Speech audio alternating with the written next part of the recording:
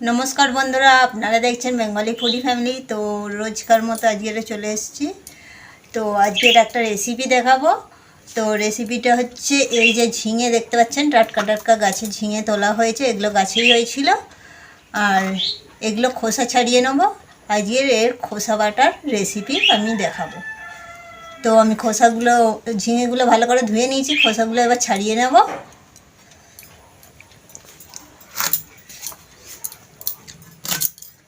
টাটকা ঝিঙে একদম এরকম টাটকা ঝিঙে হলে একটু মোটা করে খোলা বাদ দিয়ে এই খোসাগুলো আমি আজকে বাটা করব।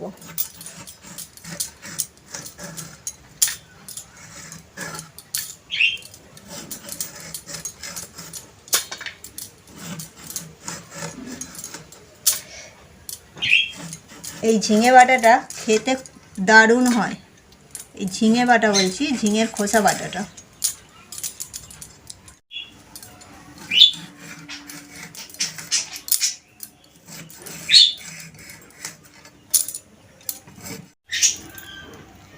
তো খোসাগুলো আমার সব ছাড়ানো হয়ে গেছে। এই যে খোসাগুলো দেখতে পাচ্ছ অনেকটি হয়েছে। তো এগুলো আমি মিক্সিংয়ে দিয়ে পেস্ট করে নেব, আর বাকি মশলাগুলো আমি শিলে বেটে নেব।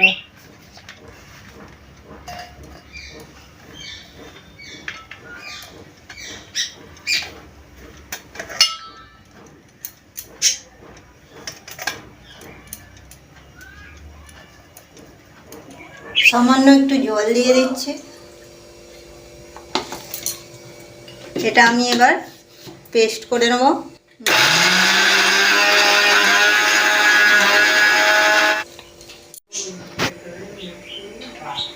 তো আমার পুরোটা পেস্ট কেমন হয়েছে দেখে নিন। খুব সুন্দর পেস্ট হয়ে গেছে। এটা আমি ঢেলে নেব এটা থেকে।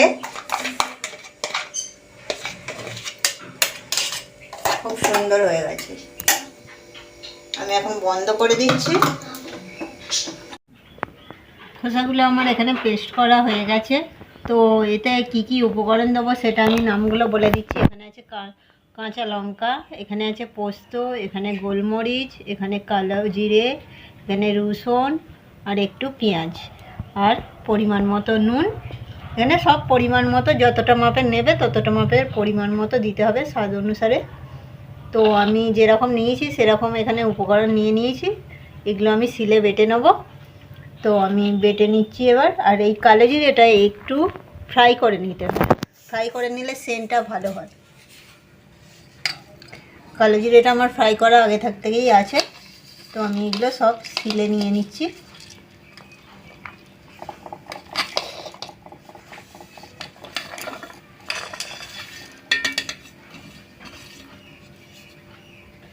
এটা মিক্সিতেই করে নিতাম, এইতে ঠিক মানে দানা দানা ভাবটা রয়ে যায়। কালো জিরেটা ঠিক হতে চায় না, পোস্তটা কালো জিরেটা আলাদা আলাদা হলে বাটা সুবিধে হতো।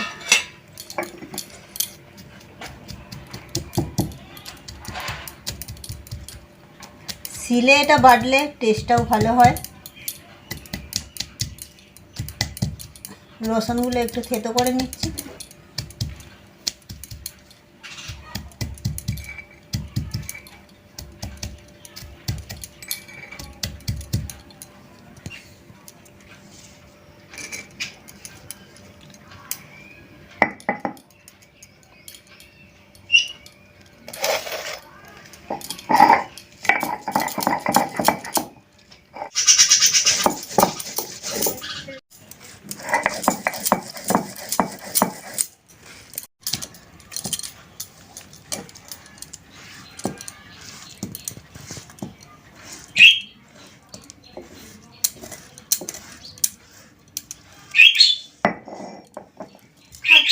তো এটা আমার বাটা হয়ে গেছে। এটা আমি এবার এর সাথে তুলে নিচ্ছি।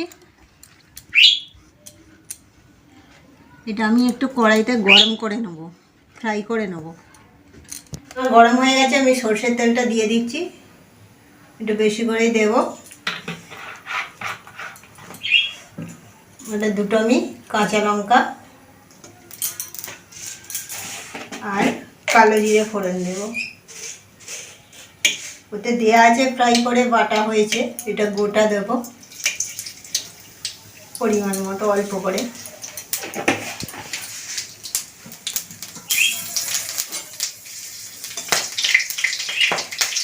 এবারে আমি এই বাটাটা একটু দিয়ে ফ্রাই করব।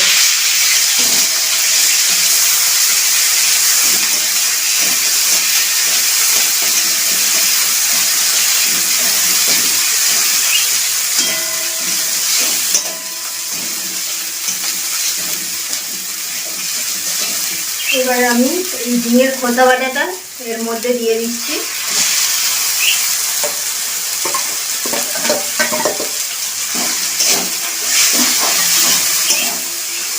সামান্য পরিমাণ হলুদ দেবো,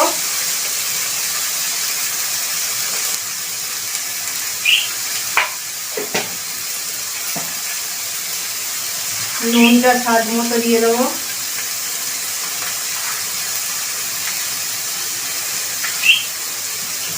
এবার এটা আমি নাড়তে থাকবো।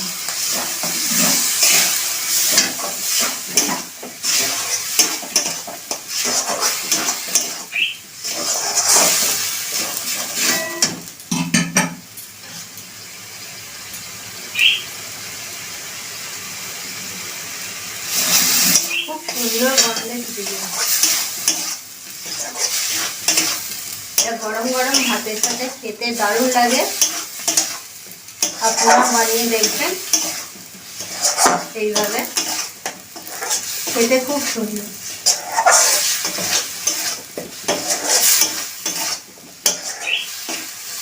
এটার যতক্ষণ না জলটা একটু শুকনো আছে ততক্ষণ আমি নেড়ে যাব।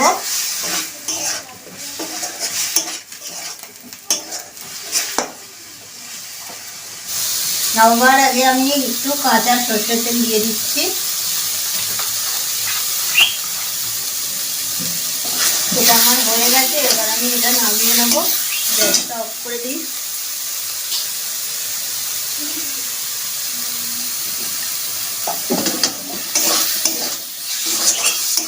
এটা আমি এবার নামিয়ে নিচ্ছি।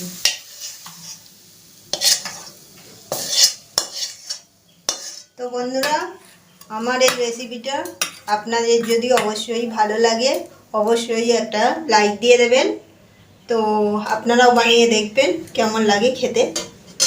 আমার তো খুব সুন্দর লাগে। আজ তাহলে এই পর্যন্ত, টাটা।